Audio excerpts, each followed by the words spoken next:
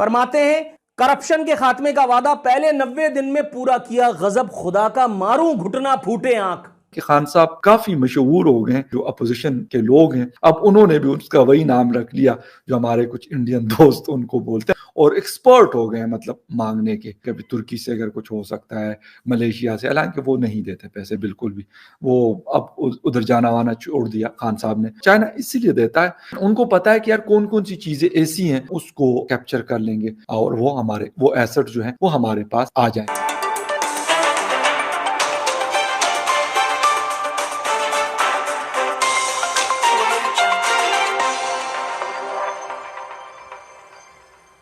धमाकेदार न्यूज़ के साथ। जी हाँ दोस्तों, आप इस वीडियो में देख पाओगे पाकिस्तान का कहना है कि जैसे इमरान खान की गवर्नमेंट आई उसके पहले ही 90 दिन में करप्शन पाकिस्तान से ख़त्म हो गया।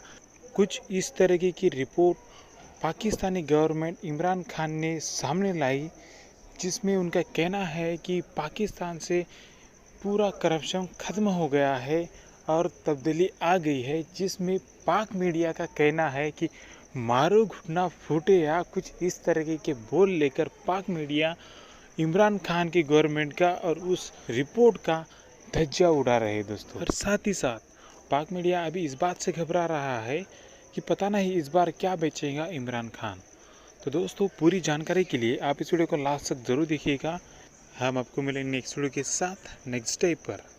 धन्यवाद। आप 3 फरवरी को वो जा रहे हैं चाइना, और चाइना क्यों जा रहे हैं? पुराने जो लिए थे वो माफ़ करवाने हैं और नए के लिए रिक्वेस्ट फॉरवर्ड करानी है। लेकिन खैर इस वक्त असल मसला है रोकड़े का, पैसे का मसला है। IMF से पैसे तो चलो हम बड़ा मुश्किल से मतलब थोड़े-थोड़े करके हम पैसे ले रहे हैं उनसे, लेकिन गुज़ारा उससे नहीं हो रहा। तो खान साहब ने कहा कि यार क्यों ना पुराने जो हमारे दोस्त हैं उनके दरवाजे को क्यों ना खटखटाया जाए। सऊदी अरेबिया ने हमें काफ़ी किया, लेकिन अब उन्होंने भी कहा कि नहीं भाई इस तरह नहीं होता, भाई आप अपना कोई काम धंधा करते कोई नहीं हो और आ जाते हो, चलो जी $1 अरब दे दो, $2 अरब दे दो, $3 अरब दे दो। हम अरब तो दे सकते हैं लेकिन $1 नहीं दे सकते। जो चाइना से हम पहले पैसे पकड़े हुए हैं उसका जो टाइम है वो ड्यू है, अभी उसमें से शायद 1 बिलियन हमने उनको वापस करना है। तो उसका टाइम पूरे हो, जब भी टाइम पूरा होता है इस तरह, तो फिर हम नई एक रिक्वेस्ट लेके चले जाते हैं और वहाँ पे जो है उनको कह देते हैं कि सर मसला ये है कि आपने हमें बिल्कुल पैसे दिए हुए हैं, हम भी इधर ही हैं और आपने भी कोई मतलब सामान उठाकर कहीं और तो जाना नहीं है, चाइना भी इधर है, पाकिस्तान भी इधर है, तो पैसे तो इस वक्त नहीं है हमारे पास। ऐसा करते हैं कि इसको भी रोक लेते हैं और कुछ नया अगर आप हमें दे दें तो हम चलो कुछ ना कुछ गुजारा चला लेंगे।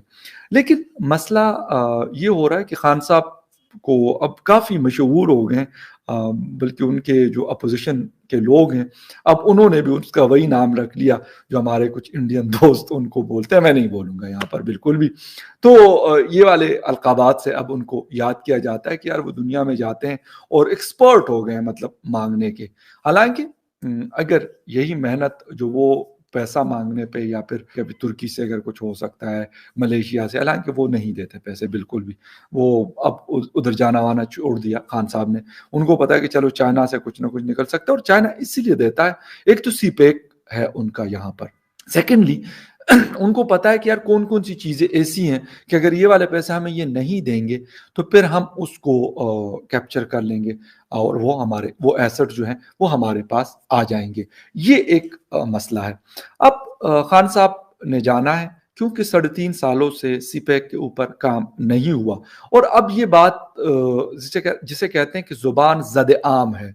अब ये बिल्कुल हर कोई कर रहा है। शुरू में मैं, मेरे जैसे और बहुत सारे लोग ये बात किया करते थे, तो कहते थे कि यार ये लोग एक प्रोपेगेंडा कर रहे हैं, एक बहुत बड़ा एक फ्यूचर है पाकिस्तान का, इतना बड़ा प्रोजेक्ट है $60 बिलियन का, तो उसके ऊपर ये झूठ बोल रहे हैं, प्रोपेगेट कर रहे हैं, क्योंकि इन्होंने किसी से शायद पैसा पकड़ा हुआ है, तो इस वजह से इस तरह की ये लोग बातें कर रहे हैं। लेकिन अब ये बात सब ने एक्सेप्ट कर लिए कि बिल्कुल ऐसा हुआ है।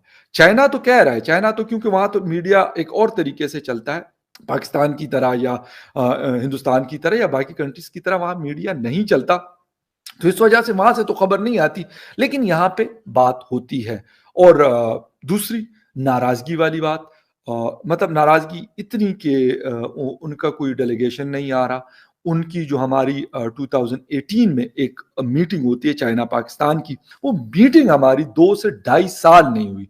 और फिर सोने पे सुहागा दासू अटैक हुआ, उसके बाद तो मतलब बिल्कुल ही हाथ उठा लिए थे और उन्होंने बाकायदा अपने कैंप ऑफिस को, साइट ऑफिस को ताला लगा लिया था। उन्होंने कहा हम बिल्कुल काम नहीं करेंगे।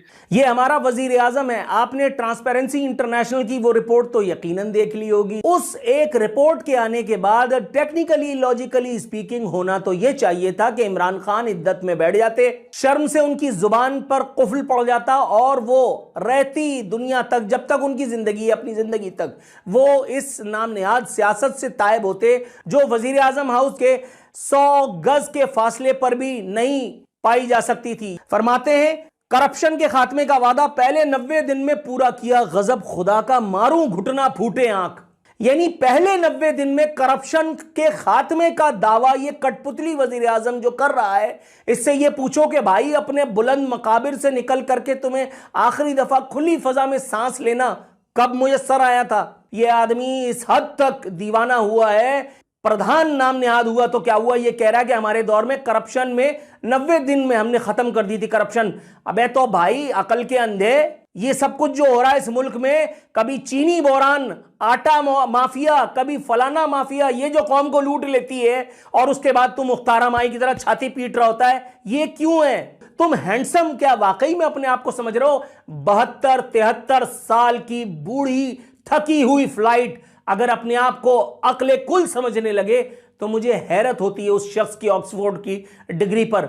मुझे लानत भेजने को दिल करता है ऑक्सफोर्ड पर जो बिलावल और इमरान खान जैसे ग्रेजुएट्स प्रोड्यूस कर रही है। मुझे समझ में नहीं आता कि मैं इस शख्स का क्या करूं। मैं वीलॉग्स कर करके थक गया हूं, लेकिन ये भंडारी आदमी है कि ये भंड मारते मारते